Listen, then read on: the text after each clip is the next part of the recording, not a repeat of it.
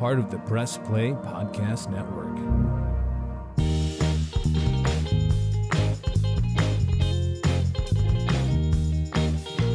Hello, welcome to Books with Brookes, the monthly book club podcast. We read one book a month and then we talk about it. We are gathering this month, March 2022, to discuss a book called We Begin at the End by Chris Whitaker. That's Whitaker with one T. For some reason, I thought it would be spelled with two T's, and it isn't. Chris Whitaker. This book was suggested by our book club member Charlie's mom, who read the book. He suggested it to us. After a bit of research, I discovered that it had amazing reviews. It was not on my radar previously, but I was really excited to pick it up this month. Due to some unfortunate circumstances, our book club was moved to virtual. So our episode today is actually a very fun, unique live recording of our book club discussion with, I think, 4 book club members. We have Megan, Chelsea, Beth, and Charlie joining us today for this episode. I'm so excited to have them, and we'll be discussing We Begin at the End by Chris Whitaker. And don't forget, our book for April 2022, so next month, is The Rose Code by Kate Quinn. And now I give you our March 2022 Books with Brookes book club discussion. Enjoy! Who listened on audiobook? Chelsea? I did. Anyone else? I'm back to my roots. Anything to note or talk about there? So one thing I did note is where in the story it would have switched to a different time or a different conversation of a person. The break in the stories that you would see on the pages, they didn't have that in audio. So it would be one character and then all of a sudden it would just be da-da-da-da paragraph and then a different character's perspective. It was odd. So it was kind of abrupt. Yeah. Oh, Charlie says he also listened on audiobook. Okay, that's pretty good too. I saw a review somewhere that said they really liked the narration, the voice actor who did it. Did you all like the person? Very good. Oh, that's good. Did they do any accent work? Yeah, I mean, I guess the grandpa had that kind of Yellowstone, I'm a cowboy kind of old tired feel, but nothing accenty. Yeah. Okay. That's good to know. Well, I'm really interested to see what you guys say about whether or not you liked the book. Let's go around and say yes or no for the benefit of our listening audience. Megan, you're going to kick us off. Did you like the book? I will say yes. I will also just say it took me halfway through the book to get there. But yes, is my final answer. I think you will not be the only one who says that tonight. Beth, did you like the book? I will say yes, and it took me halfway through the book to get there. That makes 2 of us. Yep. Cool. Chelsea, what about you? Boo. Thumbs down. She's a thumbs down. She's a boo. Why? It was super depressing for me. Yeah. It was pretty depressing. No closing. There was no closure that was satisfying. Okay. So you were hoping for maybe a happier ending. Yeah. Yeah. Definitely. Yeah. So yeah, this book is, let's see, at least my hardcover, which I think hardcover is the only thing that's out right now. My hardcover is 368 pages. Beth, you texted me on page 200 saying, "Oh, I like it now." So that's actually more than halfway in. When Charlie is back on, I obviously want to hear what Charlie thinks. I'm a yes. I liked it. I have some issues.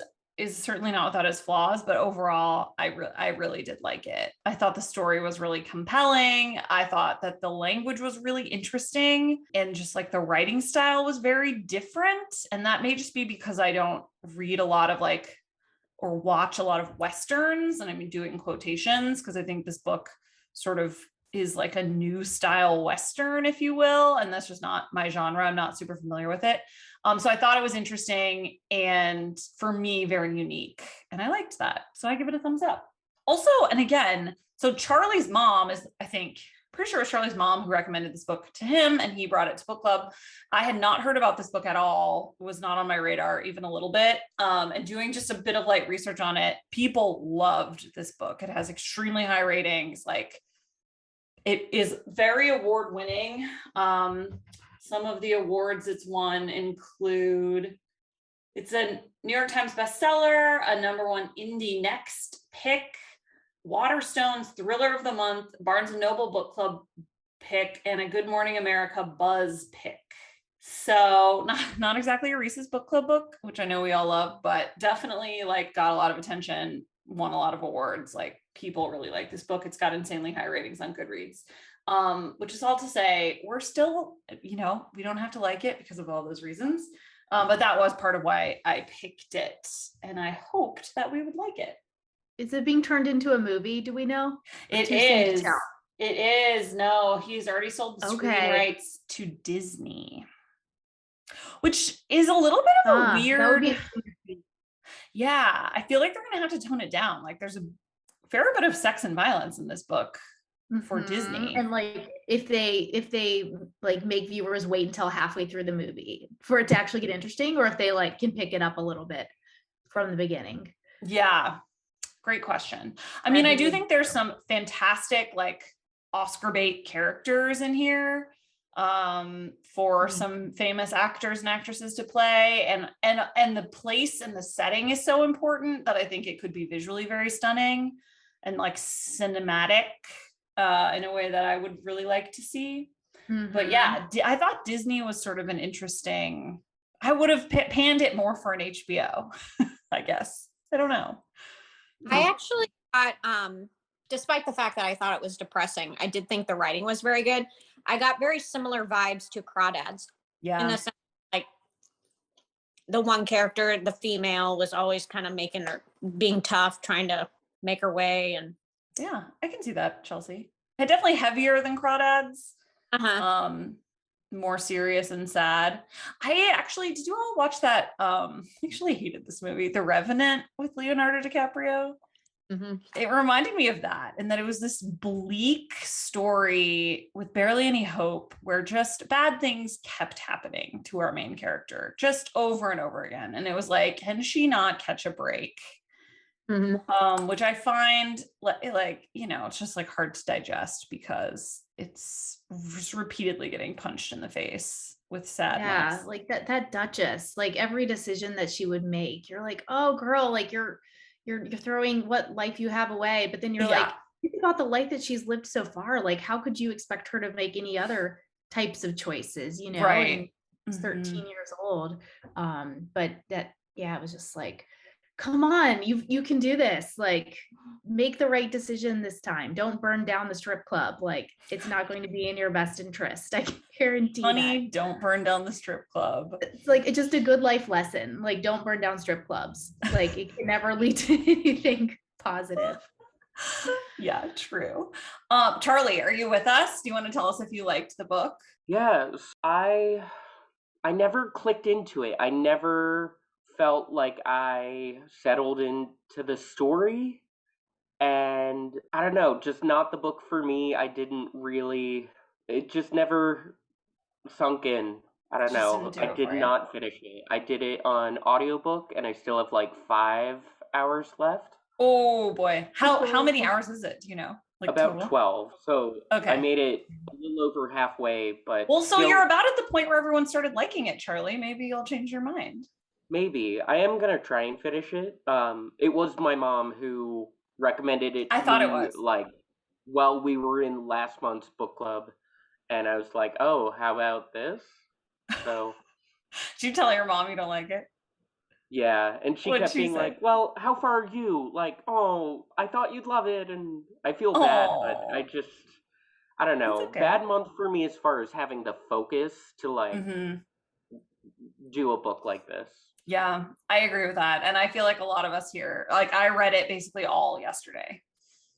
Couldn't get it done until yesterday. So I don't know if we're all returning to life or something. I don't know what it is. Or spring is coming, but it's been busy and there's no time to read. So what do we think? Oh, anything else to say on whether you liked, on why you liked it or did not like this book that we haven't touched on?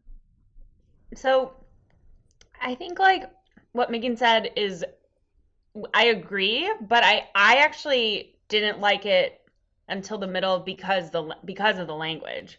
Like I just could not get on board with the way that he wrote sentences. And so then I finally like got used to it. It's like going to a Shakespeare play or something where you like see the first two scenes and you're like, I'm not going to understand anything. And then you kind of start to like recognize how the language works. So I wasn't necessarily bored. I just like hated how he was writing. Yeah. And by the end of it, I kind of was like, all right, I found it very confusing how he wrote sentences. So I still wish that it had been less confusing, but overall, like I just got into the language a little more. Yeah. Yeah, you just sort of learn the flow of it.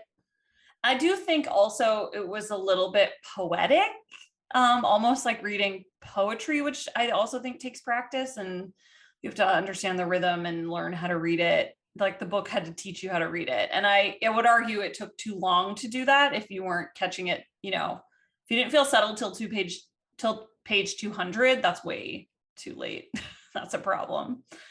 I've read some reviews of this book. And actually Liz Moore from the New York Times, who I love, she writes, in the end, Whitaker's prose, both within the context of his narration and within his characters' forced sounding dialogue, hampers what is otherwise a moving, propulsive story. And goes on to say the novel's confusing syntax often makes the reader double back, checking for understanding. Whitaker is clearly attempting the style of writers of the American West, but in his hands, the voice sounds like a parody. Beth, yep, he's with you. Yeah. And I definitely identified with that, like needing to double back and check for understanding. I did that.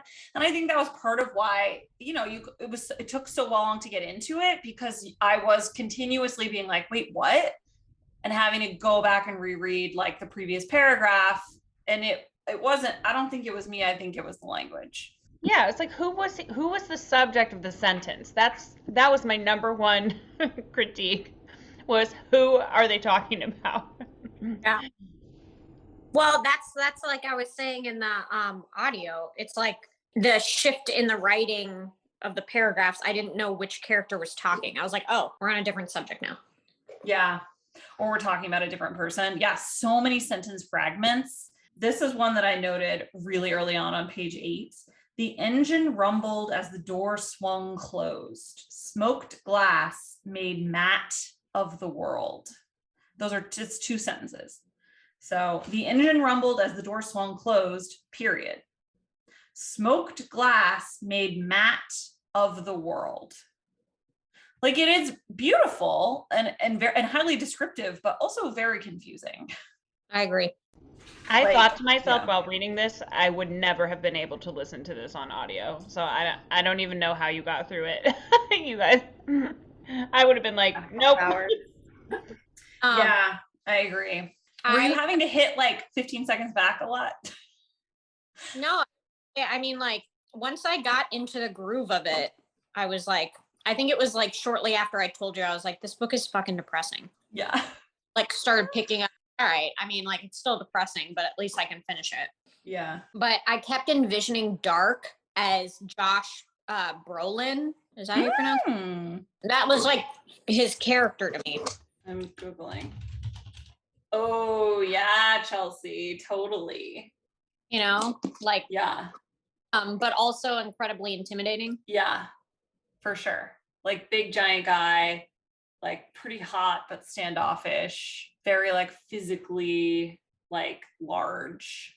Yes. Yeah, totally. What do you all think the major themes of this book are? I think there's a lot of them, and there's no wrong answers in this case. Loyalty. Oh, loyalty. Yeah, that's really good. And like self-preservation. Everyone was out for themselves for the most part, and you like learn all the little secret dealings that were going on behind the scenes. But then it's funny because you realize that at the end, like Vincent, who the one, everyone like thought was the bad guy, he ultimately was the one who was not out for himself, and he was actually a good one. Yeah, like the idea of, what would it be, sacrificing or taking one for someone else? What's the word? Martyr. Yeah, but more like, I don't know, giving oneself for someone else. I don't know. Yeah, something about self-sacrificing, but I can't think of the one word. Selflessness. Yeah. I think bravery for me. I'm just like, what does it mean to be brave a little bit? Because we had Duchess, who was like very brave in this specific like way with a lot of bravado and like head-on conflict. But then I think Walk also displayed like a different kind of bravery, and Vincent was also very brave in his own way. I also feel like bravery is maybe like a theme of like cowboys and westerns. And so for me, like, saw a lot of bravery in this story. Definitely like family, grief, Misunderstanding. coming of age. Yeah, there's a lot in this book. I think it was very dense. Also, like the lengths in which you're willing to go to protect the ones you love was prevalent. I mean, in every character, from Duchess to Walker to the grandfather, like sacrificing himself, like it's all kind of the Vincent. Yeah. Beautiful. Okay. Oh, let's read our first sentence. I actually haven't really looked at it, so I'm excited. Oh, interesting. Our first sentence is, you see something and you raise your hand. I don't remember reading that. And now I'm thinking, okay, well, what's the point of that first sentence? How does it tie into everything else? Oh, that's right. Yeah. Okay. So this is like our prologue chapter, which happens back in time. So you see something and you raise your hand. Doesn't matter if it's a cigarette paper or a soda can, you see something and you raise your hand. Don't touch it neither. Just raise your hand. I mean, that sounds like a poem. That like is a poem. Right. Even kind of rhymes. Like a sign of everything that's to come in the next. Yeah, we've got like an A, B, A, C, B rhyme scheme. Anyways, this is about the search for the little girl who's missing, and the townspeople line up, they make a search party and they line up to search the woods and the fields and the creek. And so everybody, walks together so they don't miss anything. And if you see something, you raise your hand. And we hear that that comes up a lot because Walk is the one who sees something and raises his hand. So it says, and then he saw her. He took a breath and raised his hand. And they're all kids at this time. This little girl's gone missing. The whole town's searching for her. And our, like, I don't know, maybe our secondary lead character, Walk, the chief of police, when he's a child, he's the one who finds the missing little girl. And I feel like now that we're talking about this is kind of cool because Walk is sort of the one who like inadvertently causes all the action in this book, I think. Like, he raises his hand. He tells on Vincent. Like, he becomes the chief of police. He takes care of Star. He's the one who calls Dark. Like, you know what I mean? Like, I think Walk is sort of repeatedly raising his hand throughout this book and like causing all the following action. And I think arguably he's always doing the right thing, or he thinks he is, and he's trying to do the right thing, but it causes destruction, just the act of raising his hand. I think that's why the end, like the court scenes and everything, was so poignant, because he did something that surprised like Vincent, and just because that was like a moment where Hank is here. Hank the cat. That was like a moment where he went outside of his usual, like, you do what's right. I have to do my job. It's not always fun, but yeah, totally. Yeah, that was kind of cool to look at. And that chapter is literally only like a page and a half long. And that's all we get. And then we get into part 1, the outlaw, in the next section, which is really like the meat of the book. So we talked about the language and the style of this book, which I think is definitely makes it very unique. And I feel like you're either going to really be into it or you're really going to hate it. And that's just sort of like the nature of the style of writing. Okay, here's something really interesting. Chris Whitaker is British. He like lives in London. He's never been to Montana, apparently. Isn't that wild? That is, yeah. Like some of the words were like a little more British seeming. I'm trying to think of an example. Instead of like, what's going to be going on? It'd be like, well, and what's going? Or like there were just like weird subtle things like that where I was like, oh, well, that's but like how funny that he wrote this sort of Western themed US Western themed novel and he's never set foot out there. Isn't that weird? I know. He said he's like a really big fan of Westerns and like into it, obviously. But yeah, he's like a 32-year-old British dude. He's super young. Really? Oh, he's young. Super British. Yeah. Like this book seems so grown up. I think that the language worked. I think the part of the reason I liked it so much better in the second half was that the language works better when they get to Montana. To me, I think the language with the crime stuff is just too confusing. Like I want to know who's saying what and what they mean.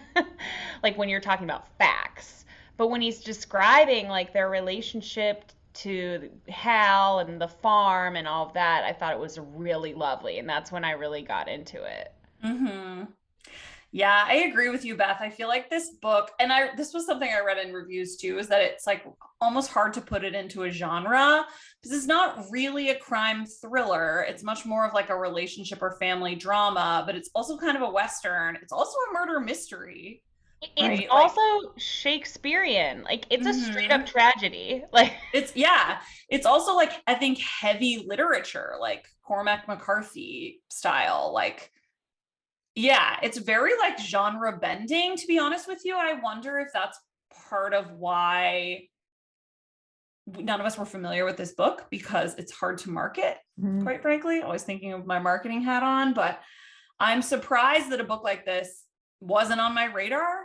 I mean, it was just newly released in July of 2021, like very award. I just couldn't believe I was unfamiliar with it. And I think that maybe the fact that it's hard to describe and doesn't fit nicely into a category could be why. Copyright 2020, but this edition is 2021. So I think it was published in the US in 2021. So last year. That's what I take from that. But also Chris Whitaker apparently he was mugged and stabbed and like almost died and had PTSD from this stabbing. And then he was going to kill himself. And instead he started writing the character of Duchess. And that's like why he didn't kill himself. Isn't that wild? So he started, and it happened when he was 19. So it was like more than 20 years ago now. And he just like really connected with this character, this like really strong, like quirky young girl whose life has really, she's been dealt a tough hand and she's very resilient and strong. And that was what got him through like the trauma of that event, which I think is really interesting. Like he has been writing this character for 20 years. Yeah, apparently. Or at least, I don't know if he's been like consistently working on it for 20 years, but he started writing her and like came up with her name and was like developing her as part of his therapy 20 years ago. Isn't that cool? Really interesting. I love when like art saves people. I mean, I wish he didn't have to be saved. Obviously, it would be better if he had never been stabbed. But I'm glad that he found a way to like process and get through it. And now it's like his job. And obviously he's having some success, which is amazing. Right. Like how cool. What did you all think of all the character names? I hated the name Walk because right away I was just so confused. Yeah. It's also like an action one can do. I just was like, even if they had just had a different name for him, I would have been less confused right at the top. The top really scared me. Like the first 10 pages, I was like, how am I going to do this? Yeah, totally. It was intimidating. I agree. And I felt like, I wish I had marked more examples of sentences that I struggled with or passages that were confusing to me. And to be honest, I mean, we can talk about this in a minute once we get there, but I also am still confused about the mechanics of some of this plot, which we can talk about in a second. But I learned in doing research about this book and prepping for this discussion, I learned a new word, and that word is aptronym. A-P-T-R-O-N-Y-M. Aptronym is a person's name that is regarded as amusingly appropriate to their occupation. It's like if your name was Flower and you were a florist, or your name was Tooth and you were a dentist. Okay. This is not the same thing, but my friend in New York, when she got married, her name became Jillian Jarrett, and she was an actress. And I just thought, that's so annoying. Like, that's such a great actor name. Jillian Jarrett. See, so I guess that would be an famous. Yeah. I love it.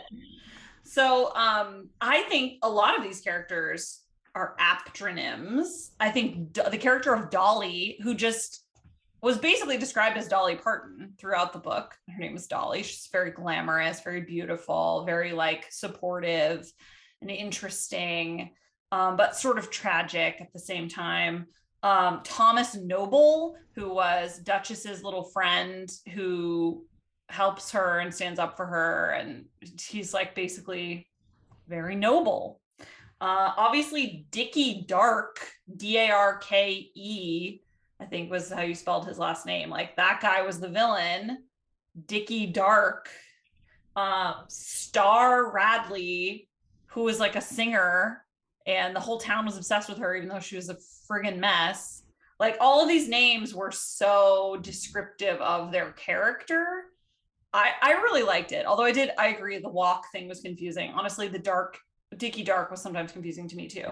And then obviously our main character was called Duchess, which was both, I think, like an ill-fitting name and a like beautifully fitting name for her because she was such a sort of like clash of context. Mm-hmm. But yeah, now we know what the word aptronym means. Congratulations. I love that. What do you all think the title of this book is about? We begin at the end. I think it has to do with Vincent and how it's like, it's such a tragic story. Honestly, well, it's like, and maybe it's because I was only half paying attention to some of the things in the book, but I felt like I was kind of surprised when it was the little boy, but then I was like, oh yeah, if I had paid attention, maybe I would have deducted that.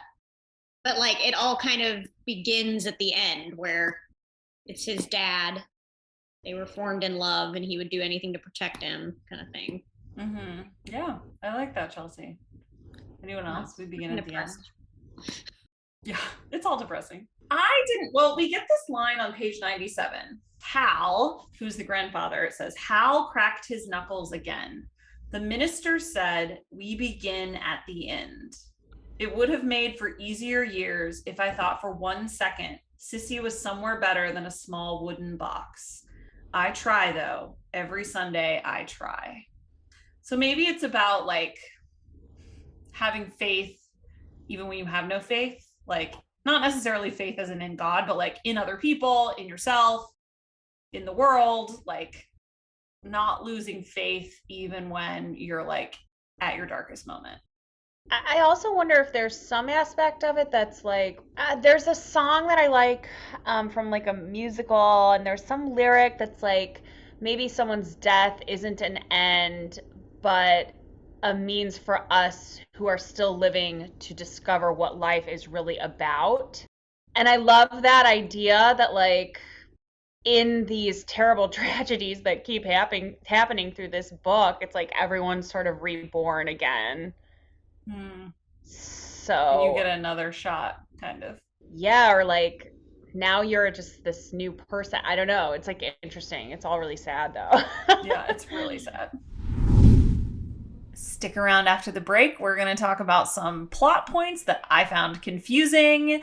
The second half will contain some major spoilers, so spoiler alert. Hey everyone, it's JD from the Hyman Podcast. Backed by popular demand, I'm excited to let you know that new episodes of the Hyman Podcast will drop every other Monday on Apple Podcasts, Spotify, or wherever you listen to your podcasts. We're going to continue the conversations we started last season and keep having those hard conversations. There is so much in store for you this season, and I'm excited to share it with you. Subscribe today so you don't miss a single moment. The Hyman Podcast, part of the Press Play Podcast Network. I just wanted to say real quick, because I didn't get through much of the book, I mostly just wanted to like hear what it was about. So I have almost nothing to say, but I'm happy to be here. Charlie, feel free if you don't want us to spoil it all for you, if you plan to keep listening, there are some like twists that will be spoiled, so feel free to drop off if you don't want to have that happen. All right, so we talked about the title. Can I ask a question? Yeah. Who was everyone's favorite character? Great question. I'll go first. Mine was Dolly. Yeah. Because I felt like, honestly, and this sounds stupid, but she just reminded me, like, I just kept picturing Dolly Parton Yeah. as like this woman who was taking care. And it was just like the perfect break in the, like, she knew exactly how to handle Duchess because of her history. And it was still like it was like perfect for both of them. It was a little bit of closure for Duchess to have Dolly, to be able to have that with her, because I don't know if she would have been happy with anyone else. I don't know if anybody else could have handled her. Yeah, for sure. Yeah, I really liked Dolly too. I mean, to be fair, Dolly was like, I don't want to say the only likable character, but one of the only. Hal! Hal was my favorite. Yeah, but character. Hal was also like annoyingly stoic. Like, why didn't he just explain any of that to Duchess? Yeah. You know, I think he was trying to like protect people's reputations and stuff. Yeah, he didn't want to like shit talk their mom or something. Yeah, her dead mom, like. Yeah, I guess so. Oh, you know who I liked is the hot lawyer. What was her name? Martha. Oh, Martha. I liked Martha a lot. Yeah, Martha was good. Martha was good. I mean, to be honest, I really liked Duchess. I like Thomas too. Yeah. I like Thomas. I liked Walk. Yeah. You know, and his situation was so unique and interesting. He was. Don't you think it's interesting that we read 2 books in a row where the lead character has like a autoimmune or like intense physical thing going on? I guess you're right. 7 days in June, she had like chronic migraines. Yeah, I guess that's true, Beth. Good point. And Parkinson's is so sad. I mean, it's just like a really horrible, sad illness. Yeah. Beth, did you have a favorite character? Hal. I loved him. I loved how he treated the kids. I loved how he handled Duchess. I mean, Robin too. I loved Robin so much. Like, what a sweet little boy. Yeah. I was like, are all little boys that sweet? No. Definitely not. I just really loved Hal. I really loved that he had like the gifts, but he couldn't get. I just like. I really liked how he handled her and how he warmed her up. I felt like the way he warmed her up was realistic. I don't know. I loved it. Definitely had a patience to be envied, because I would not have been that patient with such a little girl. Oh, yeah, same. So nasty. When she did that whole dress trick, when she like ripped her dress to look slutty to go to church, well, I would have had no patience for that. And he just like let her do it. I'm like, okay. He was just very slow and steady. Yeah, I guess I liked him too, but I did think like a lot of his problems could have been solved with like a simple conversation. I feel like all of them though, I don't know. It felt like that for all of them. Yeah. Yeah. That's fair. Like Vincent could have said something. Like, I don't know. Yeah. Yeah, honestly, the only character I liked was Dolly. All the other characters to me were just like annoying. Dolly and Hal. Did like Hal, but like Duchess was annoying to me. Walker was so annoying to me.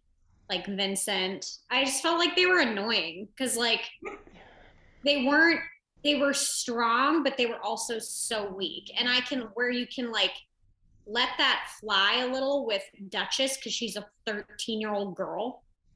It's also like with Walker, you're like, dude, grow a pair. Which he did eventually. He did, like, yeah. I think you could argue that he did. Yeah. I could see in a Disney version of this, I could see some real potential for humor between the two neighbor guys, Milton and what is his name? Bradford or whatever? Yeah, Bradley. Brandon Rock. Brandon. Obviously, it's really tragic what happens, but like them fighting, like him, like Brandon just curling with one arm the whole time really made me laugh. Yeah, he has his own homemade Did you guys watch tapes. True Blood? Yeah. I watched the first like 2 seasons or 3 seasons. Doesn't he remind you of the blonde brother? I don't remember it well. That's who Jason Stackhouse. Yeah. Oh, Jason Stackhouse. Charlie's contribution. And back on mute I go.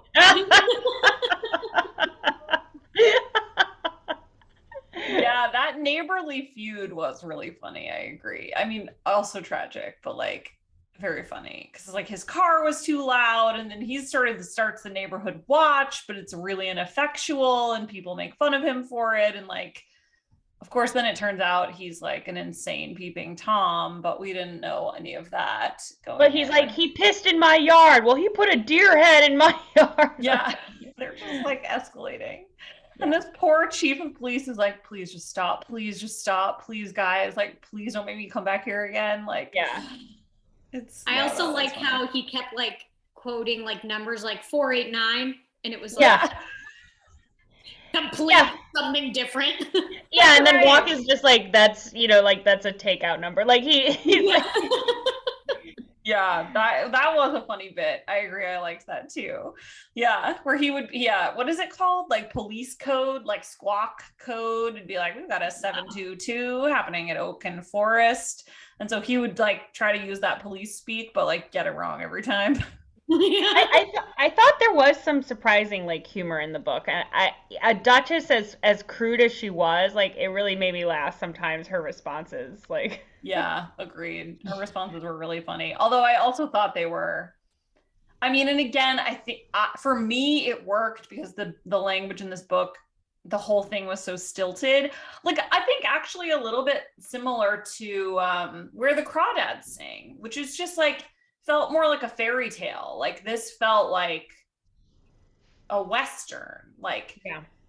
I don't know. So to me it worked. Although I did read some reviews that were like, what 13-year-old child speaks that way? And obviously that's true. Like she was insanely formal and eloquent.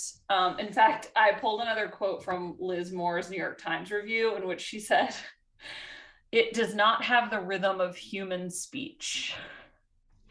Referring specifically to this speech that Duchess gives to Hal on page 162.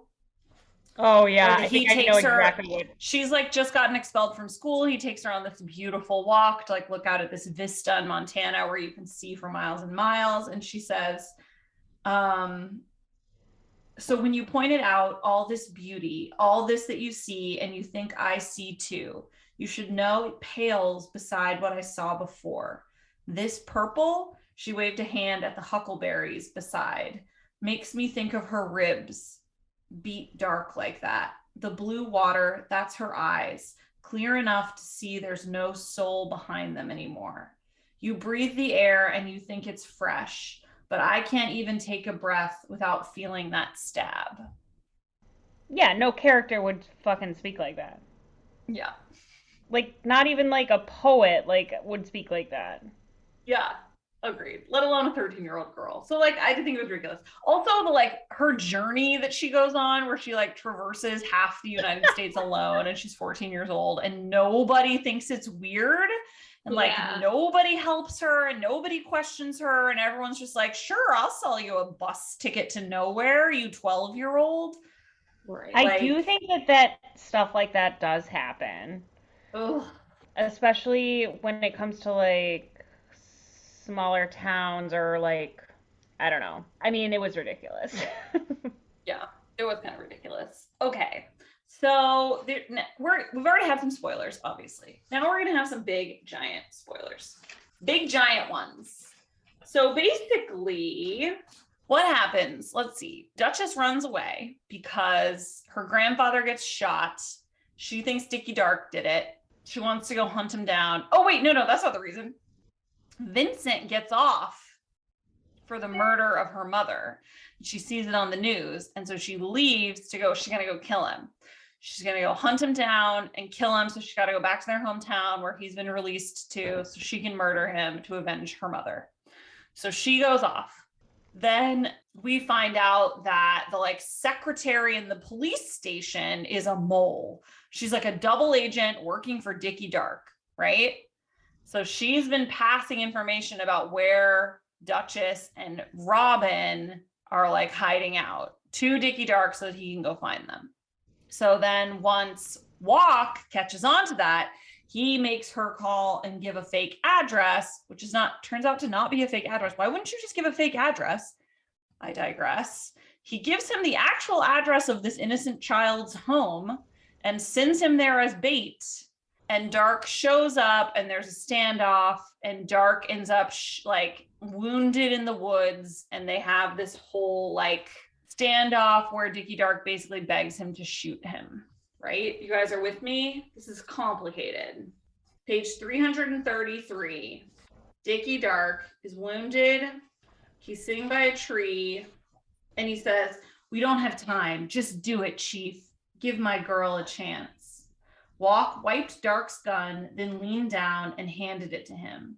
Dark winced as he raised it, then aimed wide and pulled the trigger. The echo.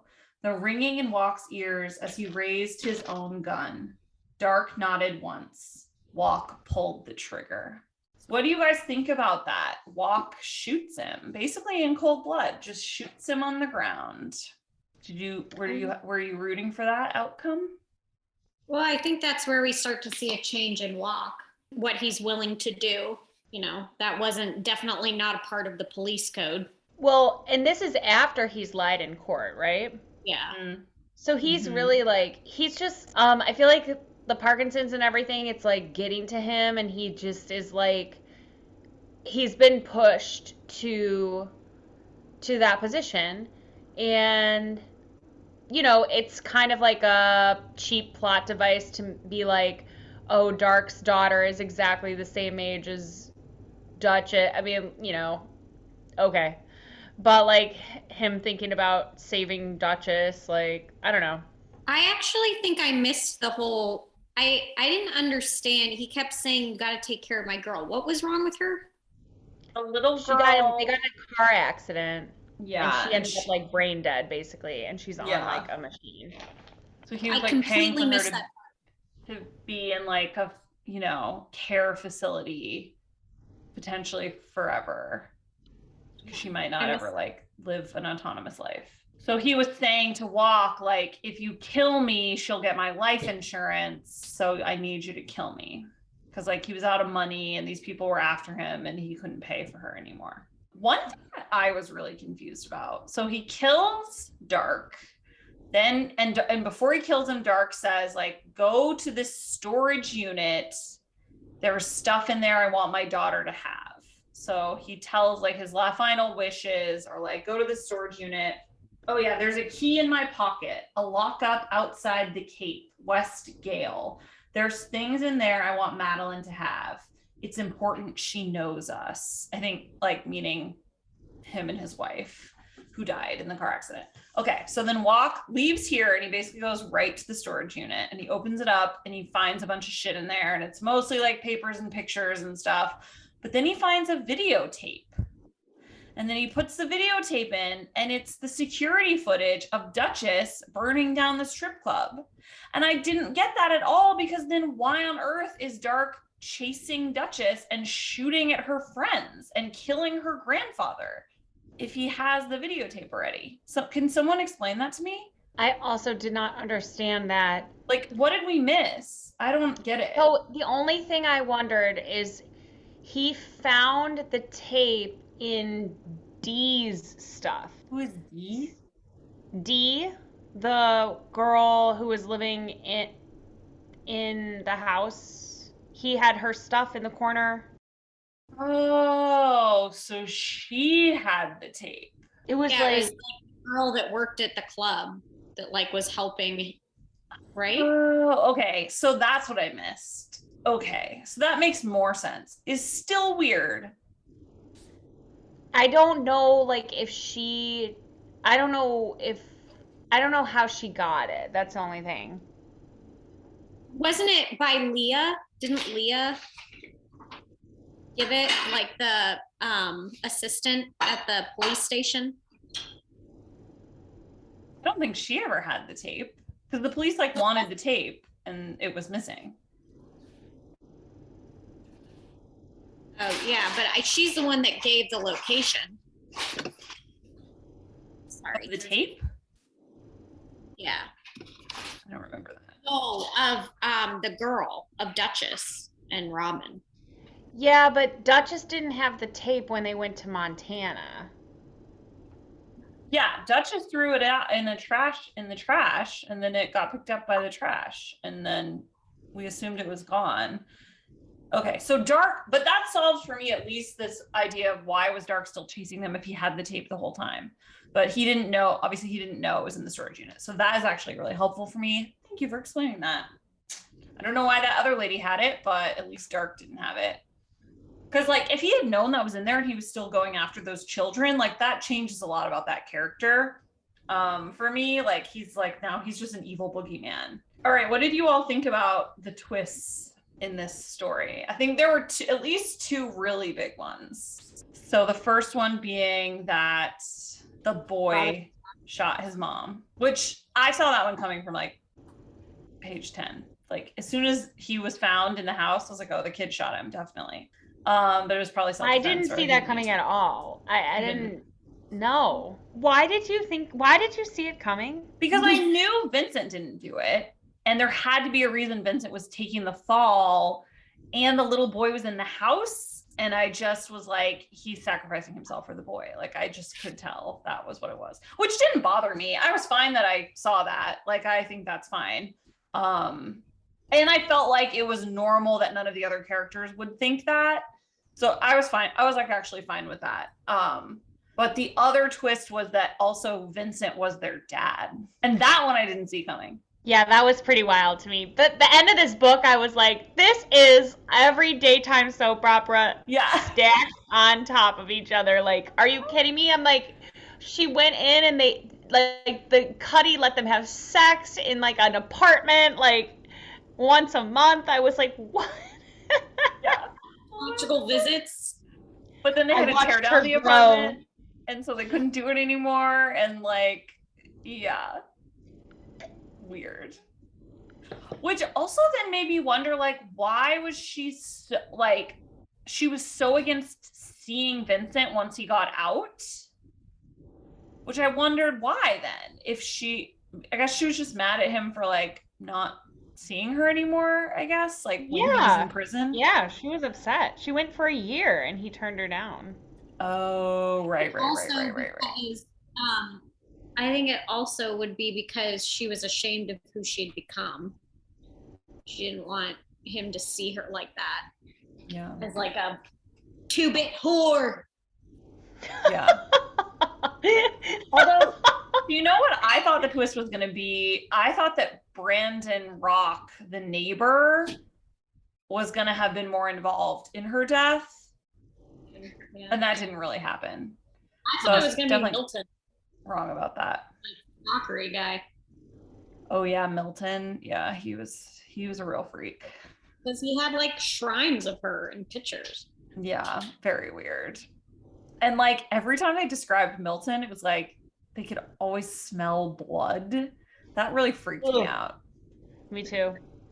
Like the metallic smell of blood like followed him around because he was a butcher. Like, ugh, scary. I feel like it would take a very unique type of person to only adopt one kid out of a family.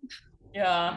to separate You siblings. know that like couple they kept saying were like super sweet. He was a vet. She's a school teacher. You mean to say that they couldn't have figured out Duchess? Like instead they thought it would be okay to separate the family to make it better for their cookie cutter life? That like upset me. That was one of the many things that upset me. Yeah, I don't disagree. Like, what sort of parents are they if they won't take both of them? Yeah. I feel like that's something that happens a lot. And I think that they were going to take them. That part made me so sad. Like, I think that they were okay with it. And then she freaking punched out that girl and knocked her tooth out. Yeah, that part was sad. 'Cause you're just like, Duchess, like, don't do it. Like, no. But she does. She can't stop herself. What do you guys think of the very end where Duchess goes back to visit Robin, but then ends up like not speaking to him? She like, doesn't reveal herself. I mean, just guess- like the rest of the sad. I guess I felt like I kind of pissed. I was like, dude, can you stop? Can we stop with these epilogues? Like, can she, like, just let something be happy? Like, they had such a close relationship that I just like I don't subscribe to the fact that she would just be like, I'm never going to talk to my brother again. Yeah. Also, Like, again, a selfless, immature act for a 13-year-old. Well, by this point, she was 14, Chelsea. She celebrated her birthday. Right. But yeah, I mean, I almost feel like it was history repeating itself because all of these characters like continuously seem to think that they are doing the right thing for those around them. Like, especially Walk, like that was his whole MO. Like, well, I'm not going to bother them because I want them to be happy, even though that's not his decision, right? Like, and Martha yells at him about that at the end, like, hey, I get to decide this. This is my choice. Like, and I choose you. And I kind of feel like, you know, that was Duchess doing exactly the same thing. Like, oh, well, I'm gonna do what's best. I know what's best for him, and what's best is if I just stay out of his life. And it's like, well, that's not really like your decision. Yeah. And you're just starting this cycle over again of like not communicating and making choices on behalf of other people that are not right for them. Fucking Duchess. Come on, Duchess. And like Dolly should step in. That's why there's adults around. Like, come on. Somebody tell Duchess what to do and make her do it. For a She's minute, 14 years old. The social worker or Walk was going to adopt Duchess. Yeah, I was kind of waiting for that too, Chelsea. Yeah. But I wonder especially too Walk. if that's like why he was given that illness, because it like wouldn't have been possible for him Right. Yeah, I wondered the same thing. to keep those I kids. do think that the book did a really nice job of having these like really vivid characters. Like I can see Duchess in my head with the bow and the legs and the hair and like skinny, and I think like I liked how descript, like to me, like I think Disney is like, it'll be interesting, but I can see these characters like in a movie, like for sure. Yeah, me too. In fact, Beth, I caught myself one night, I can't remember what it was, a couple nights ago, like thinking about this book the same way I would a TV show. Like, if that makes sense, like I was picturing them in my mind. I was almost thinking like what's going to happen to them in the next episode. And then I was like, oh wait, no, that's not a show. That's a book I'm reading. So I totally agree with you. It's really visual and like evocative and cinematic. I like that. Like I can see like all of the characters, like as a casting director being like, all of these characters are really unique and trying to find really like unique actors to like play them. Yeah. Does anybody guys watch Yellowstone? Oh, Yellowstone. I haven't watched it. Mm-mm. Duchess is like Beth, the character on Yellowstone, like to the T. That's so funny. People send me Beth memes a lot, but I haven't seen the show. Oh, we should watch it for Beth. Chelsea, I was gonna say she reminds me of the like trashy daughter on Ozark. Ruth. Ruth, yeah. I couldn't remember her name. It reminds me of her. Yeah, that's a good one. Yeah. Well, was there anything else you all? I mean, there is, again, that I felt like this book was so dense. It has tons of characters. There's really so much to talk about here. It makes it a great book club book. Love that. There was something I would love to talk about. Yes. And maybe like this is personal for probably like some members of book club. But we don't have to get into specifics. But like I guess like something that I was thinking a lot about in this book is like life happens to people and like really terrible and horrible things happen and people don't deserve them or whatever. Like the idea of fairness, I think they talk about that in the book. Like I was just thinking like how do these people move, how do you move on when like tragedy like this happens over and over in your life? And this is a very, very dramatic book, but like this does happen to people. Like people lose their wife and their daughter in car accidents all the time. And I couldn't help but think like how it's just interesting. I don't know what I'm trying to say, but like the idea of just like moving forward. Yeah, being stern, like what people can withstand and what people are able to survive is very, I mean, it's spectacular what you can push yourself to do when you need to. Well, and like I think actually, right, Star's mom commits suicide, right? Like when Sissy dies, is that right? Yeah.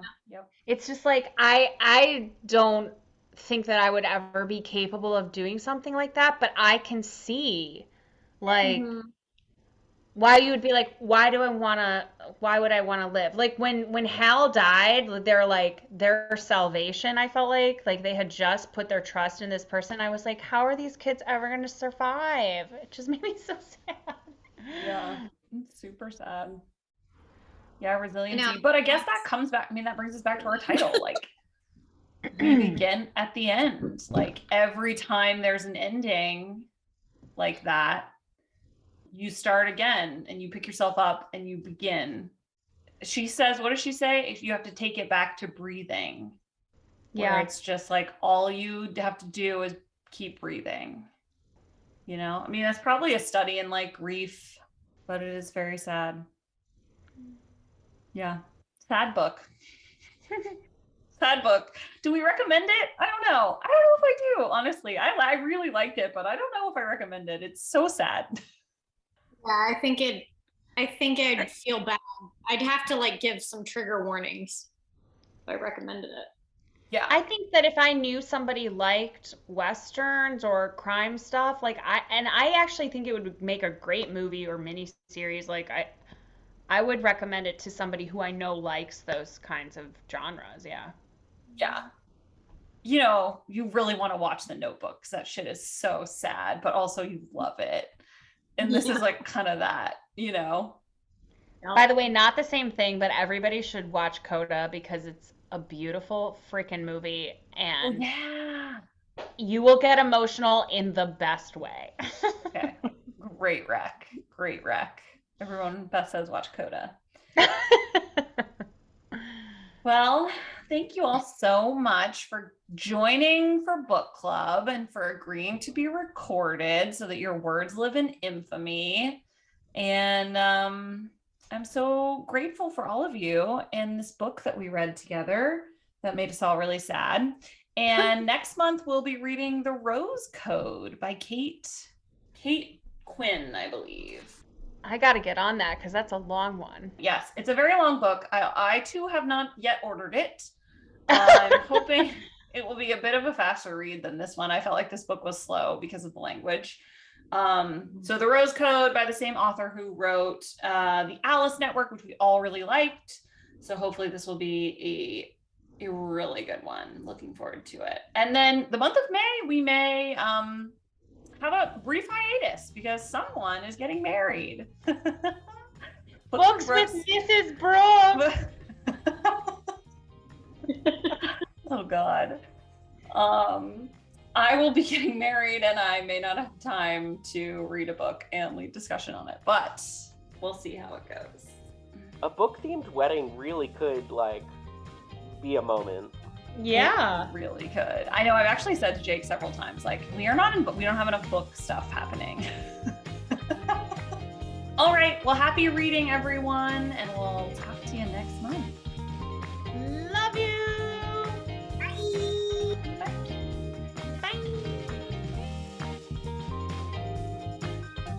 Books with Brookes is produced by Mo Barrow with theme music by Jonathan Allen. Books with Brookes is part of the Press Play Podcast Network, which empowers hosts to create high-quality professional shows that inspire and entertain. If you've been dreaming of hosting your own podcast, we can help. Please email content@pressplaypodcast.com to get started today. Please be sure to subscribe to get the latest episodes wherever you listen to podcasts.